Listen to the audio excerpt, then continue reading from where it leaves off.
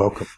We are ending week 5, and I really enjoy the community and the ownership that's taking place in our discussion forum.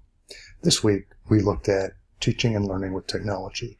We picked out a particular tool and utilized the e-rubric to kind of get at why it is that you're using what you're using, and then using the rubric to kind of evaluate that. One of the things that I noticed is that a particular tool jumped out. And before we get into that tool, I want to give you some tips on how to take a large discussion with a lot of responses and provide feedback that allows your class to continue to take ownership, but also lets you as the teacher or facilitator to kind of insert your voice into the discussion as well. Well, one of the things that I like to do is I like to take a look at the big picture. Things that jump out, like particularly this week, what jumped out is my subject lines, right? Squirrel by Carrie, Bah by Terry, and It's a Mad World. And I'm thinking you're thinking of the movie Dolores, right? So what I have noticed in all the discussion posts is that Screencast-O-Matic came up a lot.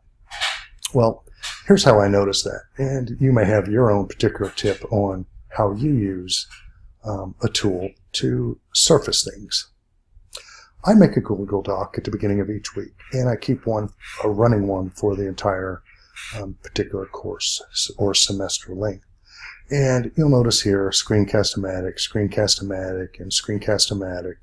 Even spelling is a little crazy there, Screencast-O-Matic. So one thing that I thought was, well, a lot of us, probably by implication of needing to convey content or seeing perhaps the Screencast-O-Matics that have been in this course so far, we also realize online we have to communicate things. We have to communicate content. We want to communicate our own video and things like that to our students. So what I'd like to do then is I'll take something that has stuck out and then offer some tips on how to use that particular tool most effectively. When we're thinking about making a screencast, one of the things we want to look at is, or any particular technology tool, and we saw that in our material and interactions this week, is what is the why? Why are we using that particular tool? Well, if we're making a screencast, here are some considerations for you to think about. When we are going to quote lecture online or provide 3 to 5 minute information for a student in the form of a mini lecture, we want to keep our text to a minimum and utilize pictures. Because if we put text on a slide and then read it, we have what we have there at the bottom called the redundancy effect. We kind of want to avoid that, where we don't want to say, here's the slide, let me read it to you. And then what typically happens, then a student can read a whole lot faster than we could talk or explain. They read the slide and they kind of check out until you move on to the next slide. So if I'm going to make slides online, I may think, well, I may have a bunch of courses that I teach or one particular, and I think, well, where do I start? How do I use screencasting or online mini lectures to accentuate my course? What I typically like to do is I look at a course and say, what's the biggest impact I can have in this course by making one screencast? Is there a particular learning? Is there a particular outcome? Is there a particular instruction set? Is there a particular theory that students haven't traditionally been able to get, or I can leverage most by providing some kind of an informational presentation on that? And then I make a short 3 to 5 minute screencast utilizing pictures and text and speaking in a conversational tone and provide that information. Now, if I want students to take it seriously and make them accountable, I have to make it count, right? And usually there are 2 ways to do that. One is to have some kind of a quiz or some kind of accountability for that.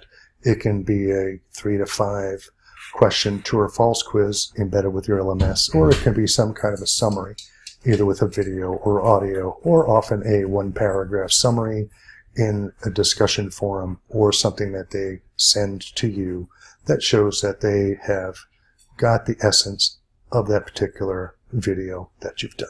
Now, here are a few things that I'll show you that I do.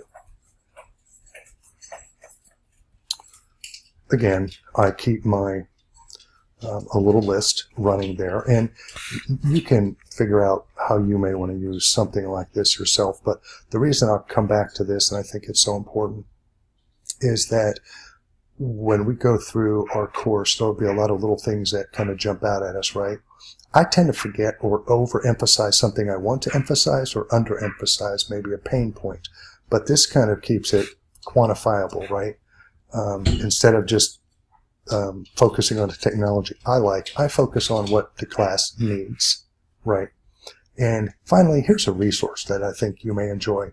It's Teaching Online by Arizona State University. It has some great resources, and you can see it has course design, gaming, and this jumped out because somebody had mentioned gaming in our discussion this week. It has instructional design podcasts, different tools, and you can go up here and see some of the other things that you can get on this particular website. Well, this coming week, we're going to be moving into accessibility and the user experience. But let me encourage you, if you haven't already, to go ahead and continue to add your wisdom and insights to Peer-Led Discussion Forum. And I will look forward to communicating with you in the morning as we kick off week 6. Have a great evening.